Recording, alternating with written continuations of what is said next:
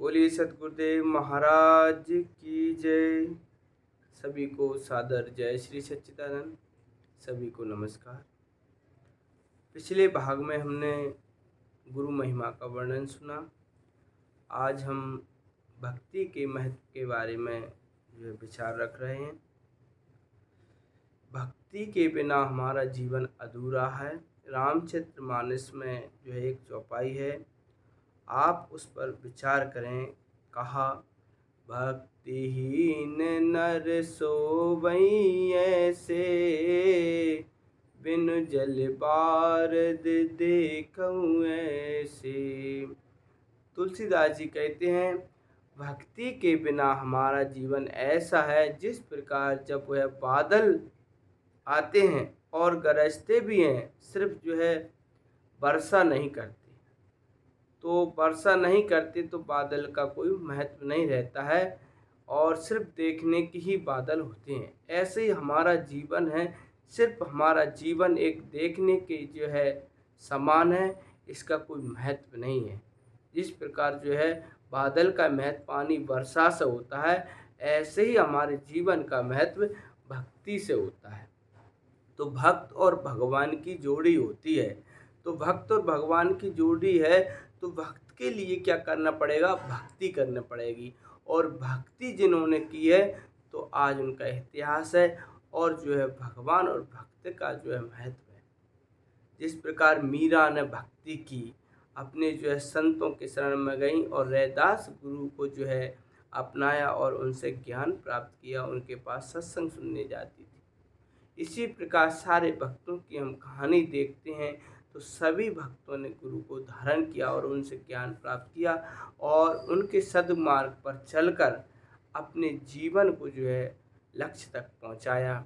आप सबरी की देखिए, सबरी ने कितनी जो है निर्मल भाव से जो है भक्ति करती थी और जो गुरु ने उनको बताया था कि आप जो है यहाँ आश्रम पर रहें, सेवा करें और एक न एक दिन भगवान राम आपको दर्शन देंगे।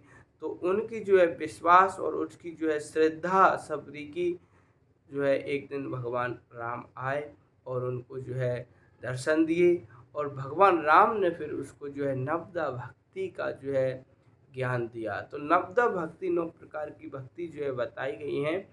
तो कुछ लोग कहते हैं कि 9 भक्ति में से एक भक्ति कर लें तो जीवन का बेड़ा पार हो जाएगा। नहीं, ऐसा नहीं है। 9 भक्ति का मतलब जो है सारी जो है पॉइंट वाइज स्टेज वाइज उन्होंने बताया है। कहा, प्रथम भक्ति संतन कर संगा, दूसरी रति मम कथा प्रसंगा। इस तरह से 9 भक्ति बताई हैं और 9 भक्ति को यदि हम पूर्ण भक्तियों को अपनाएंगे तभी जो है हम भक्ति मार्ग को पूरा कर पाएंगे। जिस प्रकार जो है एक छत में जाने के लिए 9 सीढ़ी लगी हुई हैं और यदि हम एक सीढ़ी पर पैर रखते हैं, एक सीढ़ी पर पहुंच जाते हैं, तो बताइए हम छत पर पहुंच जाएंगे? नहीं पहुंचेंगे ना। तो पहली सीढ़ी पे पहुंचेंगे, फिर दूसरी सीढ़ी पे, इस तरह से हम पूरी 9 सीढ़ी को पार कर लेंगे, तब हम छत पर पहुंच पाएंगे, हमारे लक्ष्य तक पहुंच पाएंगे। ऐसे ही नवदा भक्ति का एक जो गुरु जो है भगवान राम ने सबरी को माध्यम दिया है कि जे 9 भक्ति यानी कि 9 प्रकार के जो गुण हैं वो भक्त के अंदर होते हैं, तो वह मुझको प्राप्त होता है। ऐसे ही जो है नवदा भक्ति के माध्यम से हमको भी शिक्षा लेना है और सभी के लिए जो है उदाहरण दिया है भगवान राम ने सबरी के माध्यम से।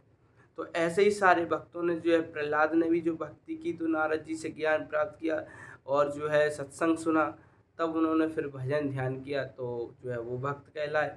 ध्रुव का देख लें आप इतिहास, जो है हनुमान जी का इतिहास देख लें, उन्होंने किस प्रकार जो है सेवा की। अर्जुन का इतिहास देख, तो सारे भक्तों ने जो है भक्ति की। तो भक्ति की महिमा भी जो है अनंत है। रामचरितमानस में जो है भक्ति की महिमा का वर्णन तुलसीदास जी करते हैं, हम उस पर विचार करें। कहा भी है आगे, भक्तिहीन गुण गुण सब ऐसे, लवन बिना बहु व्यंजन जैसे। क्या कहा आगे कि भक्तिहीन गुण सब ऐसे, भक्ति के बिना सारे जो है गुण हमारे अंदर ऐसे हैं जिस प्रकार जो है 36 प्रकार के व्यंजन हैं और यदि उसमें नमक ना हो, नमक नहीं डाला जाए, तो बताइए उसका कैसा स्वाद रहेगा। उसमें कोई स्वाद नहीं है। बिना नमक की जो है भोजन जो है सब्जी में कोई स्वाद नहीं आता है। ऐसे ही हमारे जीवन में जो है भक्ति नहीं है तो हमारे जीवन का कोई महत्व नहीं है। इसलिए जो है भक्ति को हमें अपनाना ही पड़ेगा। जिस प्रकार भगवान है तो भक्त है, और भक्त के लिए भक्ति करना पड़ेगा, जब वह भक्त कहलाएगा। इसलिए रामचरितमानस में भक्ति के बारे में आगे कहा है कि भक्ति स्वतंत्र सकल सुख खानी, बिनु सत्संग न पावहीं प्राणी। तुलसीदास जी कहते हैं कि भक्ति स्वतंत्र है और सुखों की खान है, पर बिना सत्संग के उसको हम प्राप्त नहीं कर सकते। सभी भक्तों ने जो है पहले सत्संग को सुना, कथाओं को सुना। जब उनके अंदर वैराग हुआ, जिज्ञासा हुई, तब भक्ति को जाना, तब उस पर चले, तब अपनी जो है भक्ति को पूर्ण हुए। इसीलिए जो है भक्ति स्वतंत्र है। अब स्वतंत्र कैसे है भक्ति? आपने देखा होगा एक व्यक्ति है गूंगा, यदि उसके पास जो है मंत्र जाप करने को लिए कहें तो वो कैसे करेगा? इसी प्रकार जो है एक व्यक्ति लंगड़ा है और उससे कहें कि तुम जो है यात्रा करो, जल चढ़ाने जाओ, या तो वो कैसे जल चढ़ाएगा?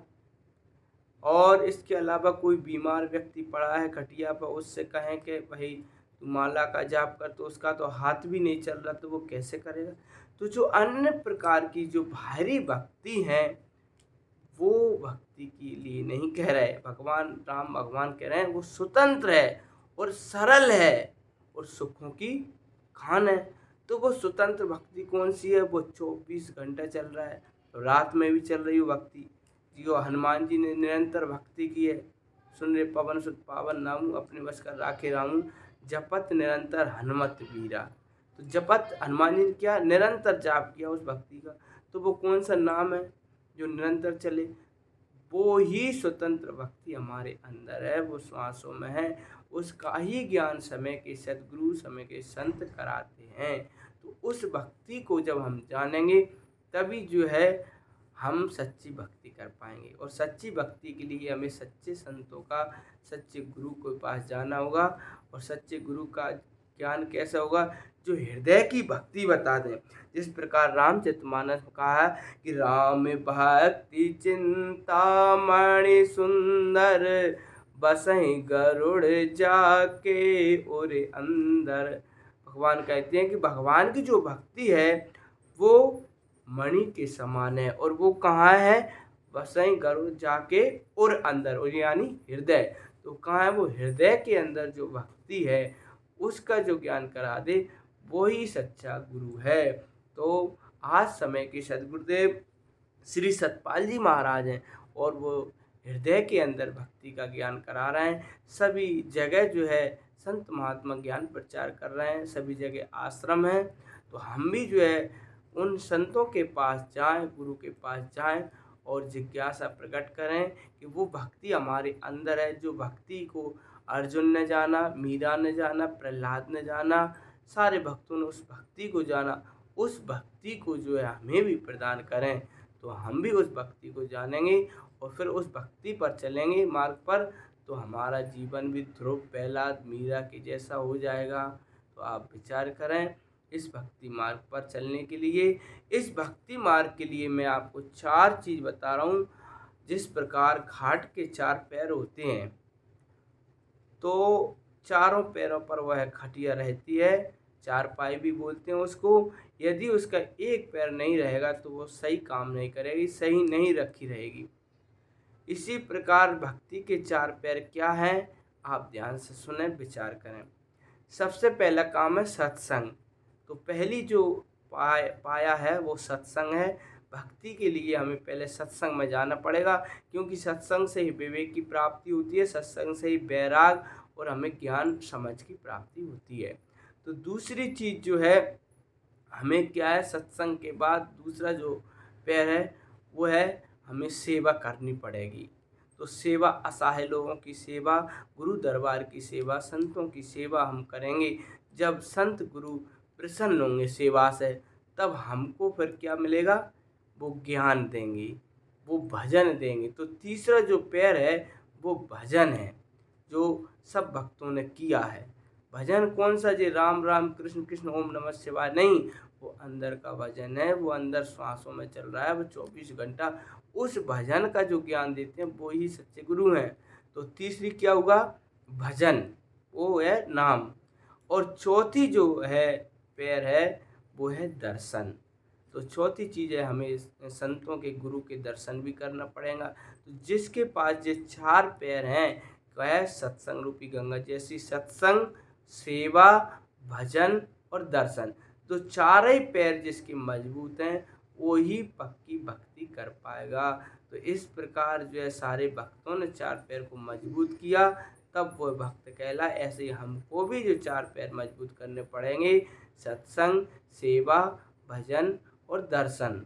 तो दर्शन, ये चारों चीज़ों को यदि हम करेंगे तो हम भी उस लक्ष्य तक पहुंच सकते हैं।